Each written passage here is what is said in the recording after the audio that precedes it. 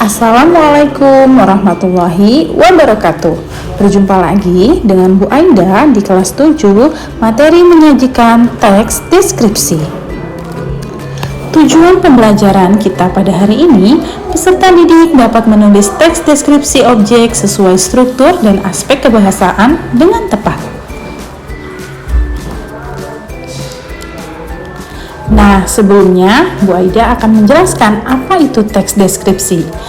Teks deskripsi adalah teks yang melukiskan sesuatu sesuai dengan keadaan sebenarnya, sehingga pembaca dapat melihat, mendengar, mencium, dan merasakan apa yang dilukiskan sesuai dengan cerita penulisnya.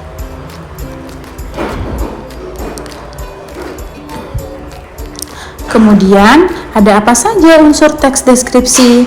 Yang pertama, identifikasi. Kedua, deskripsi bagian. Ketiga, simpulan.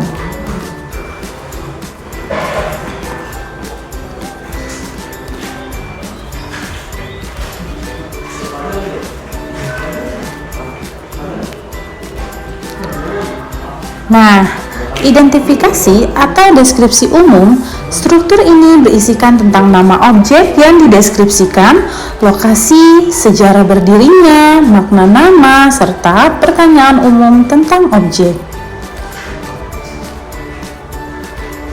Kemudian, yang kedua, ada deskripsi bagian.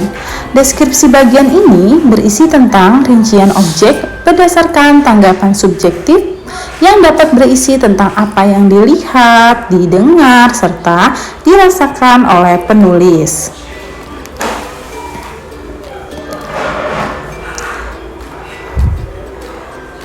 Nah, pada deskripsi bagian ini ada macamnya. Kita bisa lihat macam-macam dari deskripsi bagian. Berdasarkan ruang, kemudian berdasarkan proses, berdasarkan anggota objek, kemudian juga berdasarkan pemfokusan. Dan yang terakhir yaitu bagian simpulan. Bagian ini berisi simpulan yang berisi tentang penegasan dan kesan umum penulis.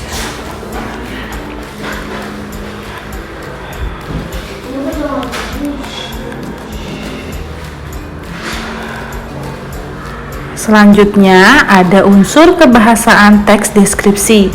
Ada apa saja sih unsur bahasa dalam teks deskripsi? Yang pertama, menggunakan kata khusus.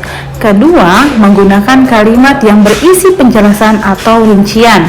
Yang ketiga, menggunakan kata-kata yang seakan pembaca dapat melihat atau menggunakan panca indera.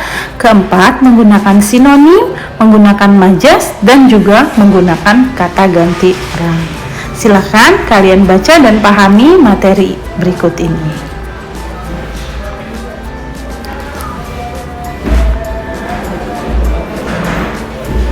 Setelah unsur kebahasaan, ini dia langkah-langkah menyusun teks deskripsi. Sesuai dengan tujuan pembelajaran, hari ini kita akan menyusun langkah-langkah teks deskripsi. Apa saja sih langkah-langkahnya? Yang pertama, kita dapat menentukan objek, kemudian membuat kerangka bagian, kemudian kita dapat menambah data tambahan, membuat susunan setiap kalimat-kalimat menjadi paragraf, dan kita dapat merinci objek atau suasana yang akan dideskripsikan menggunakan kalimat yang merangsang panca indera pembaca. Tujuannya untuk apa? Agar pembaca ini seakan-akan melihat secara langsung dan merasakan apa yang dideskripsikan oleh penulis. Nah, bagaimana? Sudah paham mengenai langkah-langkah penulisan teks deskripsi? Jika sudah paham, mari kita berlatih atau kita mencoba. Perhatikan lembar kerja yang Bu Aida berikan. Ini ada lembar kerja. Tugas kalian mencari objek yang akan kalian deskripsikan. Setelah kalian mencari objek yang kalian deskripsikan, kalian dapat menyusun kerangkanya berdasarkan langkah-langkah yang sudah kalian pahami. Selamat mengerjakan, salam sehat dan semangat.